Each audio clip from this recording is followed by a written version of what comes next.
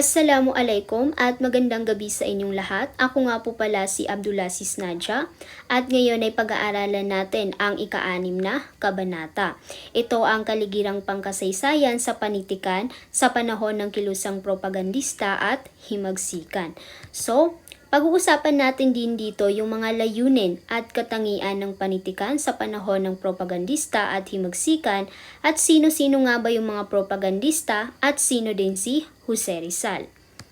So ito ang layunin ng ating aralin ngayon. So una, nakapagbigay ng layunin ng kilusang propaganda at himagsikan at pangalawa ay naiisa-isa ang mga bayaning bumuo ng kilusang propaganda at himagsikan.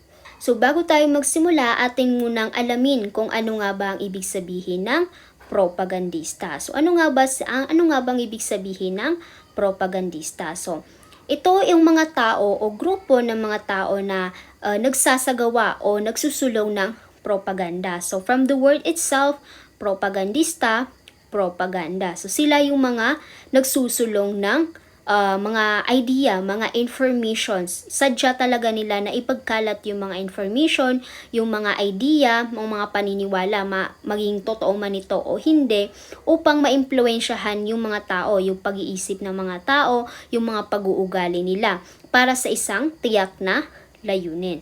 Yun ang ibig sabihin ng propagandista. So pag-usapan natin ang kaligirang pangkasaysayan sa panitikan sa panahon ng kilusang propaganda at himagsikan.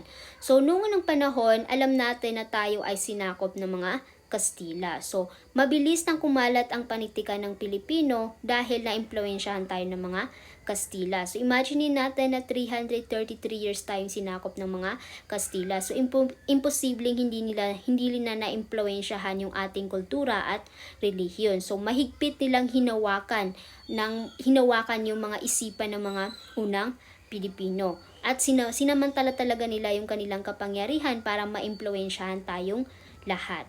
So dahil dito, hindi matanggap ng mga Pilipinong may alam. So mayroong mga Pilipinong may alam na alam nilang hindi ito fair. Kumbaga, kailangan mayroon tayong kalayaan dahil sarili natin itong bayan. Kaya ginamit nila ang pagsusulat. So, ginamit nila ang pagsusulat para unti-unting imulat yung mga Pilipinong na-impluwensyahan na o nakuha na talaga ng mga Kastila. So, isinilang ang damdamin ng pagtutol ng pagkamakabayan sa panitikan. So, ang mga babasahin at pahayagan, so mayroon sila yung mga babasahin, yung mga akdang mga isinulat ng ating mga propagandista o mga Pilipinong may alam ay tulad ng mga diaryong Tagalog na La Solidaridad at La Liga Pilipinas. Ito yung naging paraan upang maipalaganap ang propaganda na o yung goals nila. So yung mga propagandista natin ay marami silang naisip na way para ipalaganap yung propagandang naiisip nila.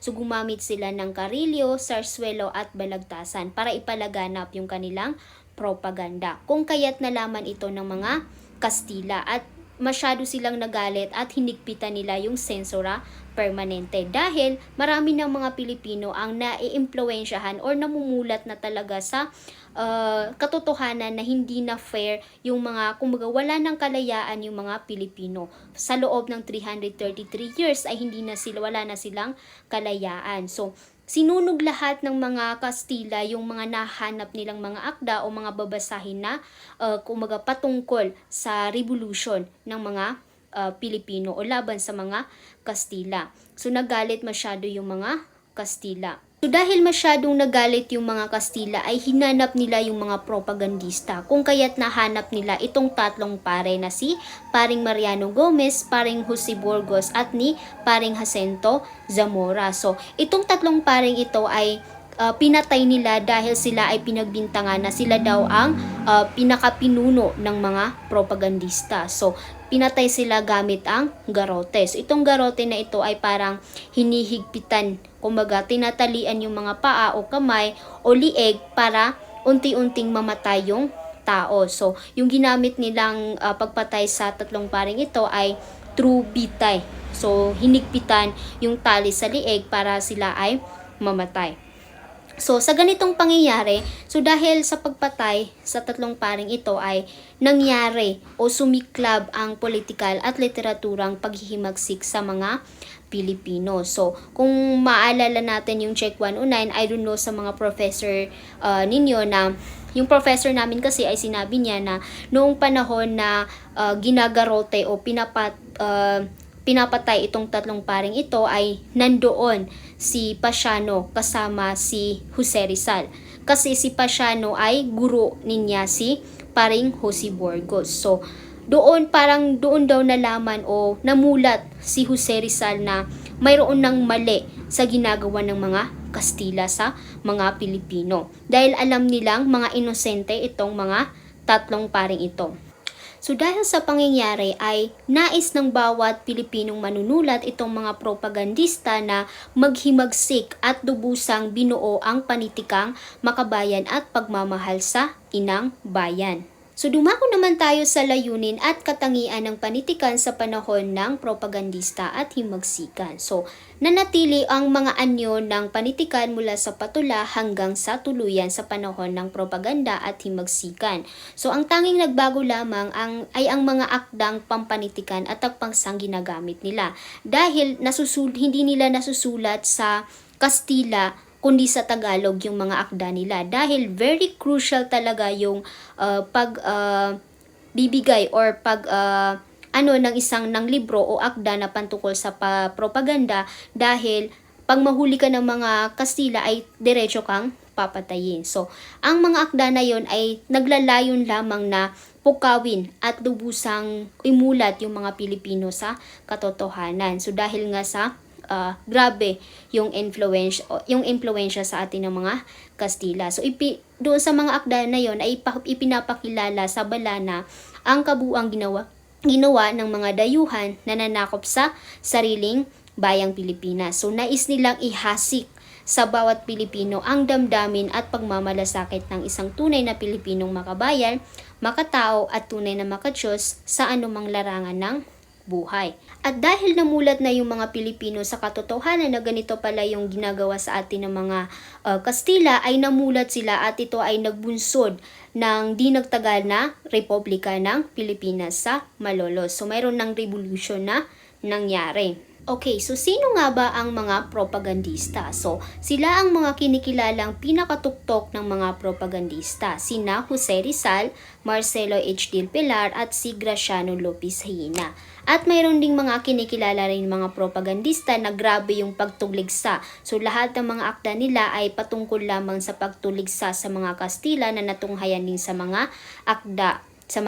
So ito sina Padre Jose Burgos, si Pedro Paterno, si Emilio Jacinto, Andres Bonifacio, Apolinario Mabini at Luna. So sila yung mga matatapang nating mga propagandista. Sila yung mga hero natin dito sa Pilipinas na talagang ipinaglaban nila yung karapatan nating mga Pilipino laban sa mga Kastila. Okay, so dumako naman tayo sa maikling talambuhay ni Jose Rizal. So, sino nga ba si Jose Rizal? So, si Jose Rizal, siya ang national hero ng Pilipinas, ang dakilang bayani ng lahing Pilipino dahil sa kanyang katapatan at mapagmahal sa inang bayan. So, siya ay pinanganak noong ika-19 ng Hunyo 1861 sa bayan ng Calamba, lalawigan ng Laguna. So, note, si Jose Rizal ang pamilya nila ay isa sa mga mayayamang magsasaka sa Calamba, Laguna. So, siya ang anak ng mga responsabling magulang. Sila ay sina Francisco Mercado Rizal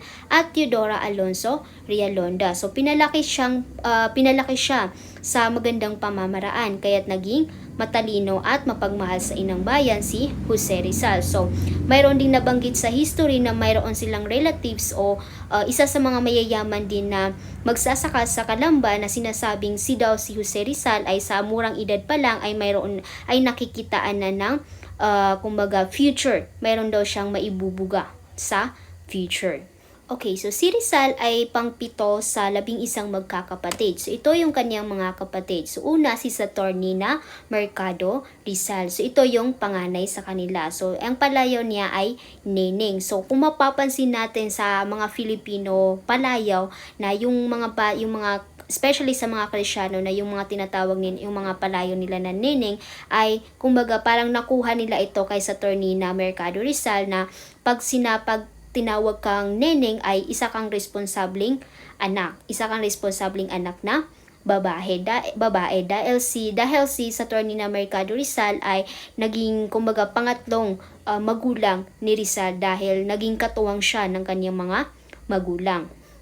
So pangalawa ay si Pasiano Mercado Rizal. So siya naman yung nag-iisang kapatid na lalaki ni Rizal. So para sila lang tatlo ang lalaki sa pamilya, si Francisco Mercado Rizal at si Pasiano Mercado Rizal at si Jose Rizal.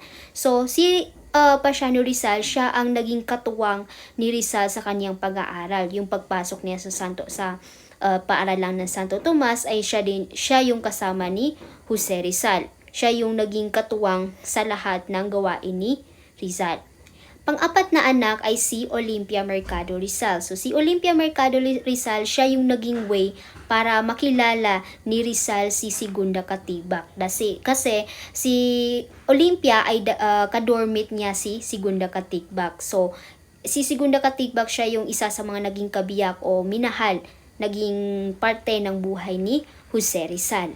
Panglimang anak ay si Lucia Mercado Rizal. So si Lucia Mercado Rizal ay kinasal siya kay Mariano Herbosa. So itong si Mariano Herbosa ay, kung hindi ako nagkakamali, ay pamangkin siya ng isang padre, si Padre Casanas. So si Padre Casanas is pamangkin niya itong si Herbosa na napangasawa ni Lucia. So nung namatay si Herbosa ay hindi siya inilibing sa mga Kristiyano. Kumbaga hindi siya nabigyan ng proper na paglibing dahil daw ay bayaw niya si Rizal. So kasama ni Rizal,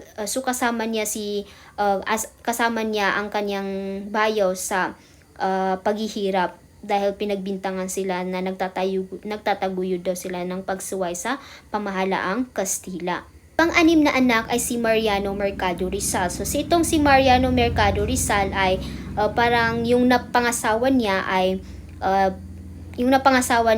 kilala niya si Josephine Bracken. So itong si Josephine Bracken ay papakasalan siya ni Jose Rizal, kung kaya't parang pinakiusapan ni Jose Rizal yung asawa ni Maria na kung pwedeng pakasalan niya si Josephine Bracken. So itong si Maria Mercado Rizal ay todo suporta din kay Rizal sa kanyang mga decision sa buhay.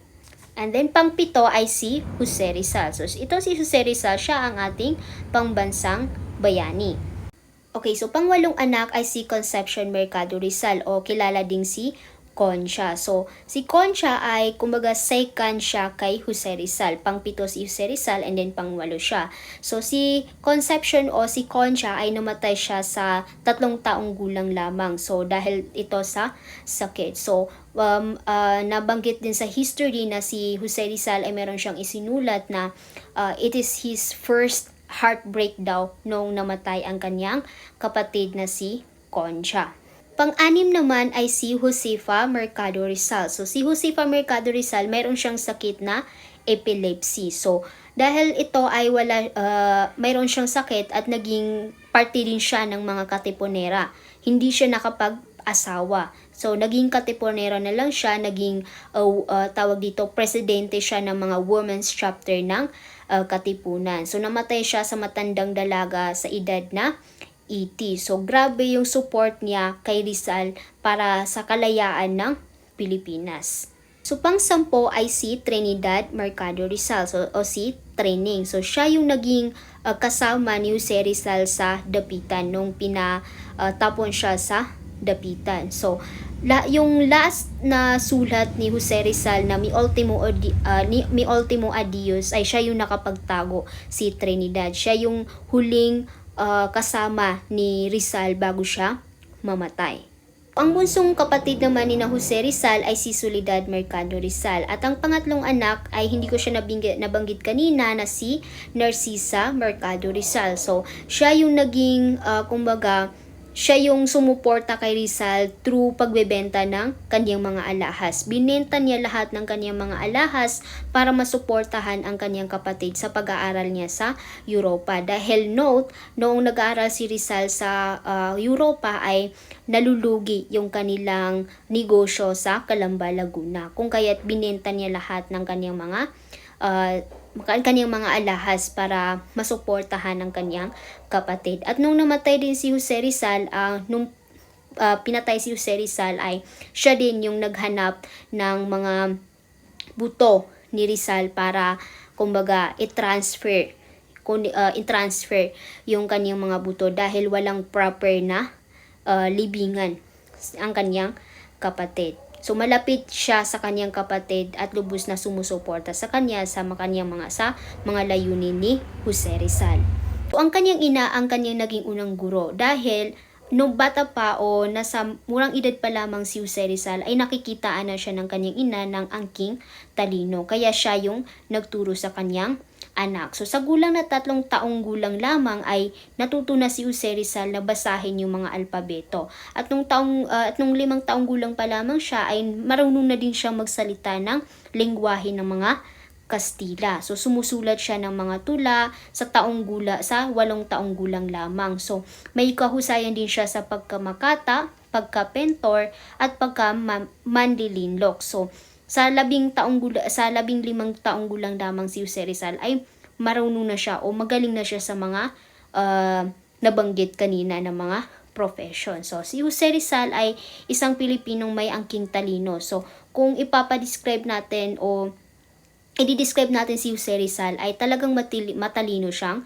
Pilipino. Mapagmahal din siya sa bayan at siya din yung nagbukas daan sa pagbabago sa Pilipinas noong panahon ng pananakop ng mga Kastila. So kilala rin siya bilang isang dalubhasa sa wika. So marami siyang mga alam na lengguwahe. So kung hindi ako nagkakamali, nasa 22 yung alam niyang mga lengguwahe. Ganun katalino si Jose Rizal.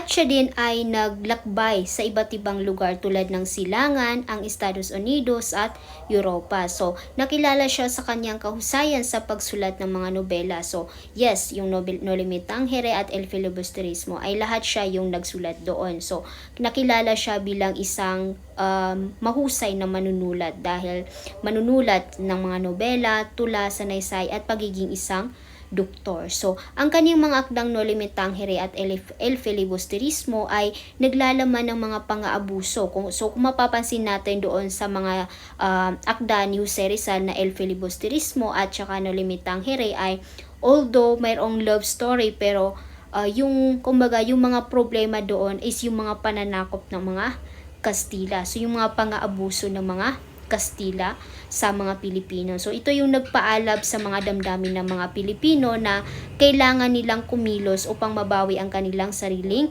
bansa mula sa pamumuno ng mga Kastila. So isinulat niya ang tulang sa aking kababata. So dito nagsimula yung sinasabi nila na ang kabataan ang pag-asa ng bayan. So noong siya ay 8 taong gulang lamang ay isinulat niya itong tulang itong sa aking kababata.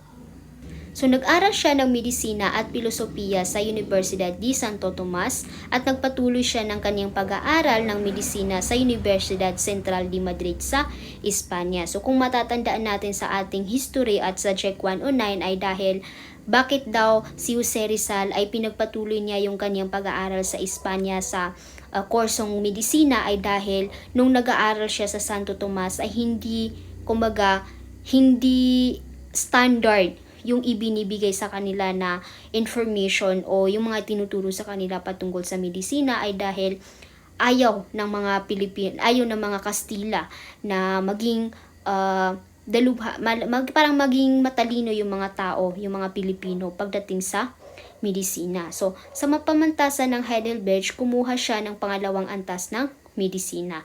Doon siya nakapag-graduate ng medisina. So sa larangan ng politika, si Rizal din ay naging leader ng La Liga Filipina. So ito isang organization na nagbibigay buhay sa katipunan na pinamunuan ni Andres Bonifacio at Emilio Aguinaldo at nagtulak sa revolution. So yan yung punot dulo ng revolution, itong La Liga Filipina. So, ang kaniyang mga sulat at kamatayan ay nag-udyok ng mga Pilipino na ipaglaban ang kanilang kalayaan. So yes, doon sa No Limitang Here at El Filibusterismo ay lahat yan naglalaman ng matinding pananakop ng mga Kastila kung kaya't namulat ang mga Pilipino na ipaglaban ang kalayaan nila dahil ito ay ating bansa at mayroon tayong kalayaan. So dahil sa katapangan ng ating bayani na si Jose Rizal ay nagwakas ang kaniyang makulay na buhay noong December 1896 nang barilin siya ng mga Kastila sa